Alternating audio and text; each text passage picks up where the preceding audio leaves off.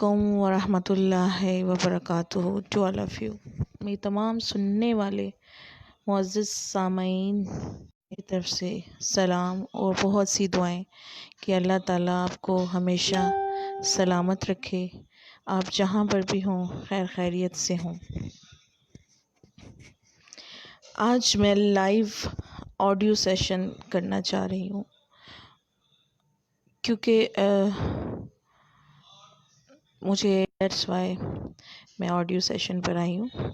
انشاءاللہ تعالیٰ آج کے سیشن میں بھی آپ بہت کچھ سیکھیں گے، کیونکہ آج کے سیشن کا جو ٹاپک ہے وہ بہت ہی زیادہ امپورٹنٹ ہے، اور وہ ہے میڈیٹیشن یا مراقبہ. مراقبہ یا میڈیٹیشن کیا ہوتا ہے؟ مراقبہ وہ پاورفل انرجی ہماری اپنی، یعنی کہ ایسا کنیکشن جو رب کا اور اس کے بندوں کا ہوتا ہے، یعنی کہ ہم ایک ایسی طاقت کے ساتھ جڑ جاتے ہیں جو کہ direct Islamic point of view سے بات کریں تو اس طاقت کا نام ہے اللہ تعالیٰ. اور چونکہ ہم مسلمان ہیں تو ہم اس کو بہت اچھے سے سمجھ لیں گے کہ اللہ پاک نے جب یہ دنیا بنائی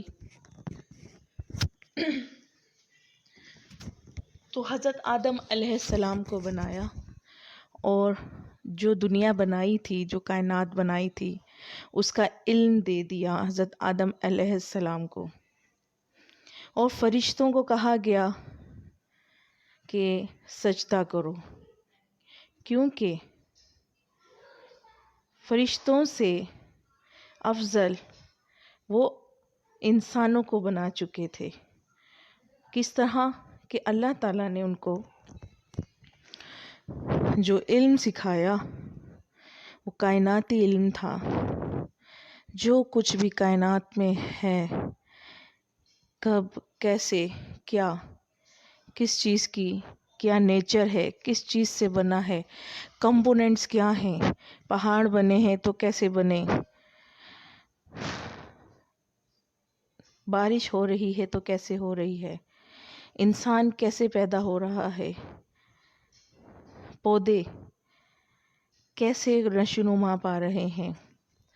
اور آج تک جتنا بھی علم انسان نے ڈسکور کیا ہے وہ وہی علم ہے جو حضرت آدم علیہ السلام کو سکھا دیا گیا تھا، اور فرشتوں کے سامنے پوچھا گیا تھا. فرشتوں سے جب پوچھا گیا کہ فرشتوں بتاؤ ان چیزوں کے نام، ان کے بارے میں بتاؤ، تو فرشتوں نے معذرت کر لی.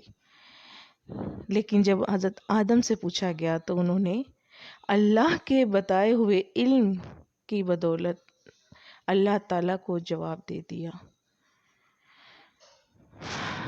جناب، آپ کو پتہ ہے وہ علم آج بھی ہمارے پاس ہے.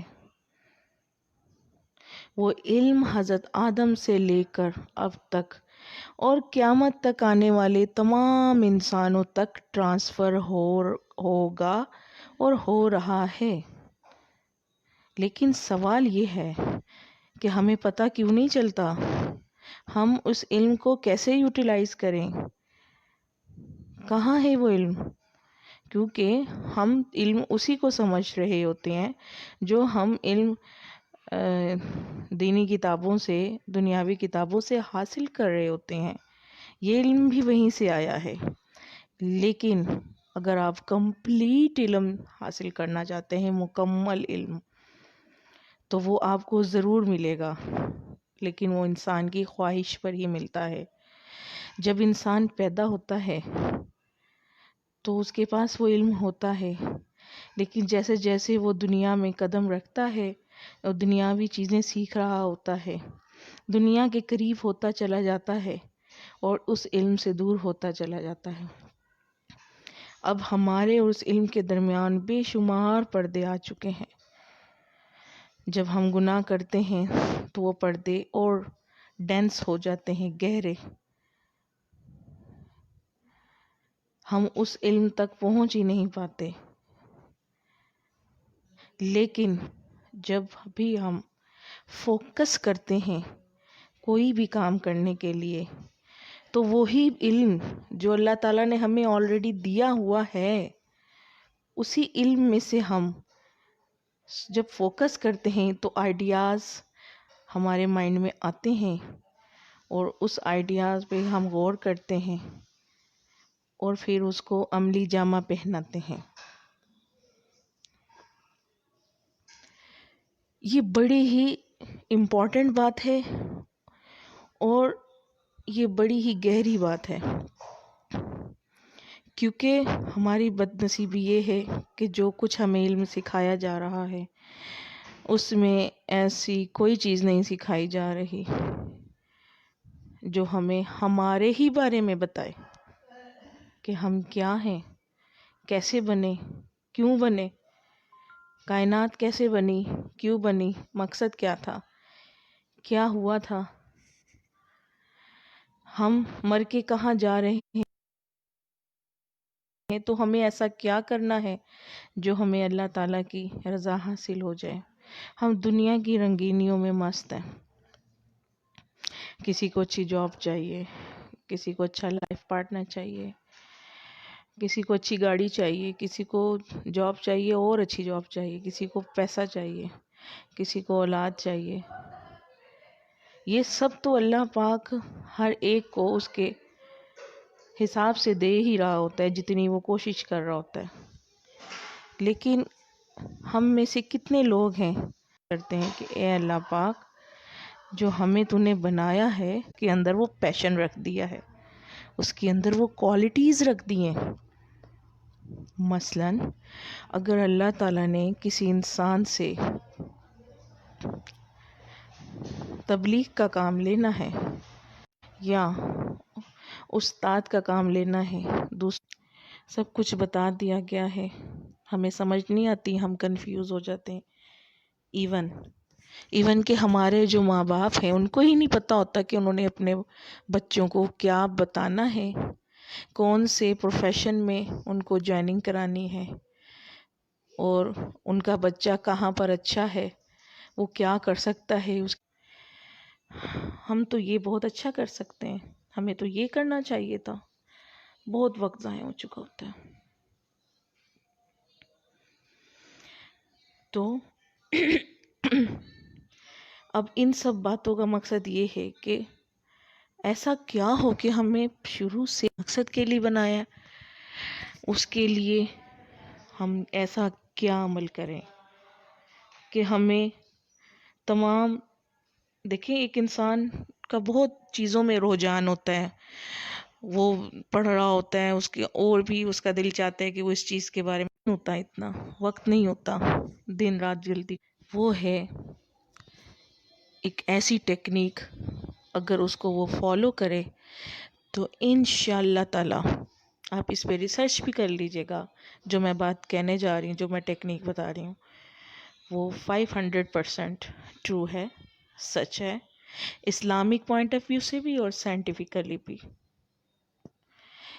ٹھیک پہ فوکس کرنا ہے تاکہ ہمارا مائنڈ پاز ہو جائے، irrelevant تھاٹس آنے بند ہو جائیں اور یہ الفا اسٹیٹ پر آ جائیں. جی ہاں، الفا اسٹیٹ، مائنڈ کی وہ اسٹیٹ جس میں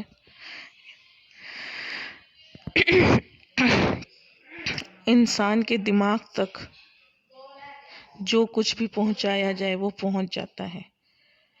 اب ہوتا کیا ہے مراقبے میں، آپ اگر گوگل کریں گے تو بہت ساری چیزیں نکل آئیں گی. میں آپ کو جنرل مراقبہ بتا رہی ہوں. اس میں آپ نے کیا کرنا ہے،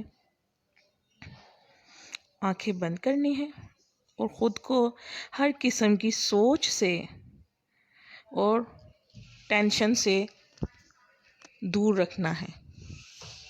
ٹھیک ہے نا جناب؟ کسی قسم کی سوچ نہیں سوچنی، بلکہ بے خیالی میں بیٹھ جانا ہے. کوئی بھی خیال نہیں سوچنا. شروع میں ایسا ہوگا، خیالات آئیں گے، لیکن کسی خیال کو فالو نہیں کرنا. کسی بھی خیال کو فالو نہیں کرنا، خیالات آتے ہیں تو آنے دیجیے. بس اب آپ خاموشی سے بیٹھیں. شروع میں بہت مسئلہ ہوگا، کیونکہ شیطان کبھی بھی نہیں چاہتا کہ کوئی انسان اللہ تعالیٰ کے قریب ہو جائے. وہ بہت مسائل پیدا کرے گا، لیکن آپ نے کوشش جاری رکھنی ہے، کیونکہ آپ کا مقصد یہ ہے کہ جس علم کی بیس پر آپ کو اشرف المخلوقات کا لقب دیا گیا ہے اس کو حاصل کرنا ہے، تاکہ آپ خود کو بھی جان سکیں، اپنی پاور کو بھی جان سکیں، اور اس دنیا میں ایسے کام کر سکیں جو انسانیت کی خیر کے لیے ہوں. آپ اپنے آپ کو جان سکیں.